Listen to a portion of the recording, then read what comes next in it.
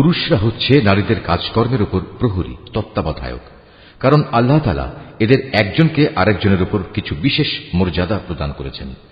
পুরুষের এই মর্যাদার একটি বিশেষ কারণ হচ্ছে প্রধানত তারাই দাম্পত্য জীবনের জন্য নিজেদের অর্থ সম্পদ ব্যয় করে। অতএব সতীসাধ্যী নারী হবে একান্ত অনুগত। পুরুষদের অনুপস্থিতিতে তারা স্বয়ং আল্লাহর তত্ত্বাবধানে থেকে নিজেদের ইজ্জত, আব্রু ও অন্যান্য সব অদেখা কিছুর রক্ষণাবেক্ষণ করবে।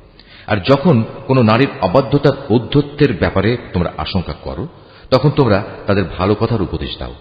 তা কার্যকর না হলে তাদের সাথে একই বিছানায় থাকা ছেড়ে দাও। তাতেও যদি তারা ভালো না হয়, তাহলে চূড়ান্ত ব্যবস্থা হিসেবে তাদের মৃদু প্রহার করো। তবে যদি তারা এমনি অনুগত হয়ে যায়, তাহলে তাদের খামোখা কষ্ট দেওয়ার জন্য অজুহাত খুঁজে বেরিও না। অবশ্যই আল্লাহ তাআলা সর্বশ্রেষ্ঠ ও সবার চাইতে মহান। আর যদি তাদের স্বামী স্ত্রী এ দুজনের মাঝে বিচ্ছেদের আশঙ্কা